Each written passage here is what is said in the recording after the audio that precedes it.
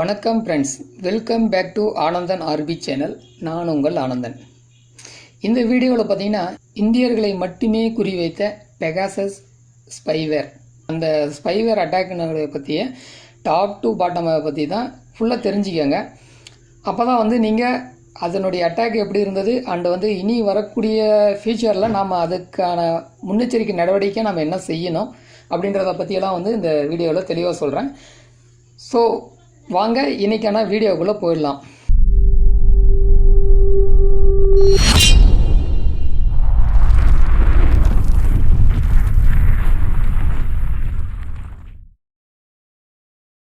இந்த அட்டாக்கை பற்றி பார்த்தீங்கன்னா மேக்ஸிமம் எல்லாருக்கும் தெரிஞ்சிருக்கும். ஸோ தெரியாதவங்களுக்கு இது ஆரம்பத்திலேருந்து தெரிஞ்சுக்கோங்க.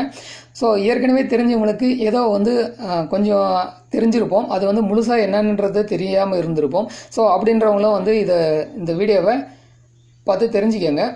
இந்த பெகாசஸ்னால் என்ன, அது இந்தியாவில் எப்படி தாக்குதலை அவங்க ஏற்படுத்தினாங்க அப்படின்றதெல்லாம் பற்றி தெரிஞ்சுக்கிறதுக்கு முன்னாடி நம்ம ஃபஸ்ட்டு இந்த அட்டாக் எப்போ நடந்தது அப்படிங்கிறத பற்றி தெரிஞ்சுக்கணும். இந்த ஸ்பைவேர் அட்டாக் பார்த்திங்கன்னா 2019, அதாவது இந்த வருடம் தான் மே மாதத்தில் நடந்தது.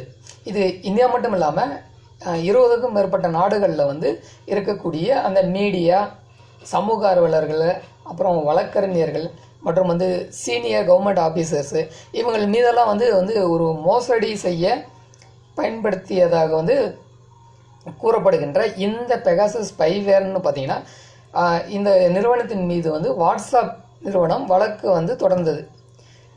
இதனையடுத்து இந்த நிறுவனம் பார்த்திங்கன்னா இஸ்ரேலிய ஸ்பைவேர்னும் தயாரிப்பாளர் பார்த்திங்கன்னா என்ஜிஓ குரூப் அப்படின்னு தெரிய வருது. ஸோ என்ஜிஓ குரூப் அப்படின்னா என்னென்னு பார்த்தீங்கன்னா என்ஜிஓ, அதாவது நான் கவர்மெண்ட் ஆர்கனைசேஷன்.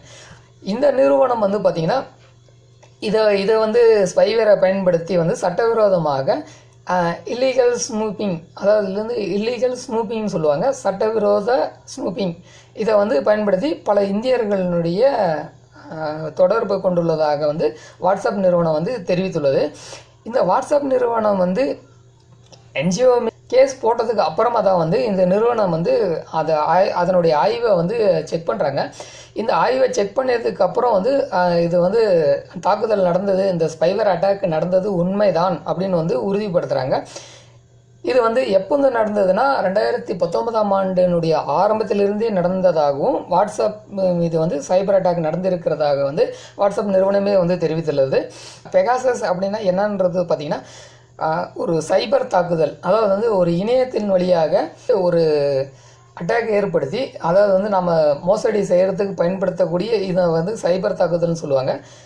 ஸோ அந்த மாதிரியான சைபர் தாக்குதல் எப்படி நடத்தினாங்க அப்படின்னு சொல்லிட்டு வாட்ஸ்அப் டொரண்டோ யூனிவர்சிட்டியில் இதை ஆய்வுக்கு உட்படுத்துகிறாங்க.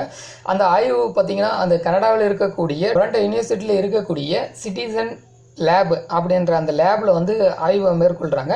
மேற்கொண்டதுக்கு அப்புறம் இந்த பெகாசஸ் இஸ்ரேலிய தலைமையிடமாக கொண்ட ஒரு என்ஜிஓ நிறுவனத்தினுடைய முதன்மையான ஸ்பைவேர் அப்படின்னு கண்டுபிடிச்சிடுறாங்க. இதற்கு மேலும் 2 பேர்கள் இருக்குது. அப்படியே அதாவது பார்த்திங்கன்னா கியூஸ்வீட் மற்றும் ட்ரைடன்ட் அப்படின்ற 2 பேர் இதுக்கு வேறு பேர்களும் இருக்குது அப்படின்னு கண்டுபிடிச்சி சொல்கிறாங்க.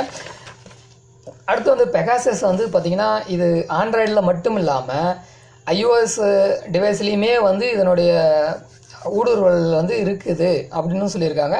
அதை மொபைல் ஃபோனை ஹேக் செய்ய பல வழிகளை பயன்படுத்தி தான் உள்ளே நுழைஞ்சிருக்காங்க அப்படின்னு சொல்கிறாங்க. அடுத்து பார்த்திங்கன்னா இந்த நிறுவனம் வாட்ஸ்அப்பை பொறுத்த வரைக்கும் பார்த்திங்கன்னா இது வாட்ஸ்அப்பில் எப்படி நுழைஞ்சாங்க அப்படின்றது தெளிவாக சொல்லியிருக்காங்க. வாட்ஸ்அப்பில் பார்த்திங்கன்னா நம்ம பெரும்பாலும் வீடியோ மற்றும் ஆடியோ கால்ஸு இதை யூஸ் பண்ணுறது தான் நம்ம பயன்படுத்தியிருக்கோம். இதில் ஆடியோ காலில் வீடியோ காலும் அந்த தவறிய கால்கள் மூலமாக உள்ளே ஊடுருவிருக்காங்க அப்படின்னு சொல்லியிருக்காங்க. இது அவங்களுக்கு உள்ளே செல்லுறதுக்கான ஒரு வழியை ஏற்படுத்தியிருக்கு. அதாவது தவறிய அழைப்புகள் தான் வாட்ஸ்அப் உள்ளே போகிறதுக்கான ஒரு வாய்ப்பை ஏற்படுத்தியிருக்கு அப்படின்னு சொல்லியிருக்காங்க. ஸோ அது மூலம் அதை பயன்படுத்தி தான் இந்த பெகாசஸ் வந்து உள்ளே போயிட்டு அட்டாக் பண்ணியிருக்காங்க, சைபர் அட்டாக்கு. முன்னாடியே வந்து பெகாசஸ் பல வழிகளை வந்து கையாண்டு வாட்ஸ்அப்பை வந்து அட்டாக் பண்ணணும் அப்படின்னு சொல்லிட்டு ட்ரை பண்ணியிருக்காங்க. அது வந்து முடியாமல் போயிருக்கு. இது ஏறக்குறைய ஒரு 3 வருடத்துக்கு மேலே இந்த தாக்குதலை வந்து அவங்க ட்ரை பண்ணிட்டு வந்திருக்காங்க அப்படிங்கிறத வந்து இந்த சிட்டிசன் லேப் மூலமாக வந்த ஆய்வின்படி வந்து தெரிவித்திருக்காங்க. இது இந்தியாவில் வந்து எந்த வகையான தாக்குதலை வந்து ஏற்படுத்தியிருக்கு அப்படின்னு பார்க்கலாம். இது வந்து பெகாசஸ் ஸ்பைவேரை பயன்படுத்தி வந்து வாட்ஸ்அப் மூலமாக வந்து இந்தியாவில் எத்தனை பேர் இது வரைக்கும் வந்து ஹேக் செய்யப்பட்டார்கள் அப்படின்ற வந்து இது வரைக்கும் ஒரு முழுமையான தகவல் வந்து வாட்ஸ்அப் நிறுவனத்திலிருந்து வெளியிடலை.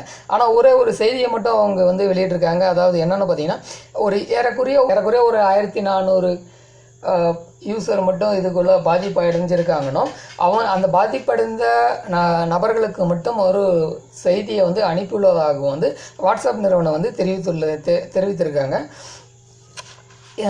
ஃபேஸ்புக்கு நிறுவனத்துக்கு சொந்தமான இந்த வாட்ஸ்அப் தாக்குதலுக்கு பின்னால் வந்து யார் இருக்கிறாங்க அப்படின்னு சொல்லிட்டு அதனுடைய நிறுவனம் வந்து என்ஜிஓவுடன் கேட்டும்போது என்ஜிஓ தரப்புலேருந்து என்ன சொன்னாங்கன்னா, இது வந்து சரியாக தேர்ந்தெடுக்கப்பட்ட மற்றும் முறையான அரசாங்க நிறுவனத்துக்கு மட்டுமே வந்து இது விற்பனை செய்வதாகவும் வந்து அந்த நிறுவனம் தெரிவித்துள்ளது.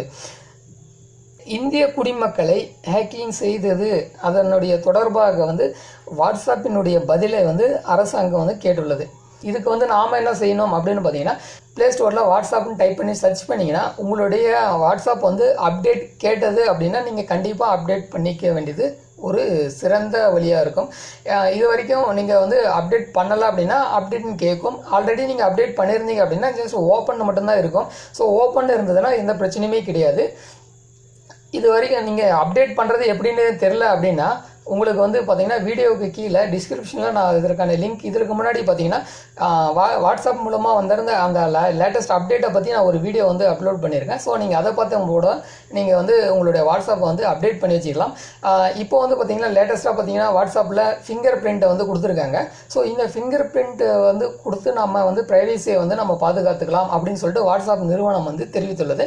ஸோ இது வரைக்கும் அந்த வீடியோவை பார்க்காத நண்பர்கள் வந்து கீழே டிஸ்கிரிப்ஷனில் லிங்க் இருக்குது, அதை கிளிக் பண்ணிவிட்டு அந்த வீடியோவை பார்த்து நீங்கள் உங்களுடைய வாட்ஸ்அப் அப்டேட் பண்ணி அந்த வந்து உங்களுடைய ஃபிங்கர் பிரிண்ட் லாக்கையுமே வந்து செட் பண்ணி வச்சுக்கோங்க. இதை தான் வந்து நான் உங்களுக்கு சொல்லப்படுகின்ற ஒரு முக்கியமான இன்ஃபர்மேஷன். ஸோ இந்த வீடியோ கண்டிப்பாக உங்களுக்கு வந்து பிடிச்சிருக்குன்னு நினைக்கிறேன்.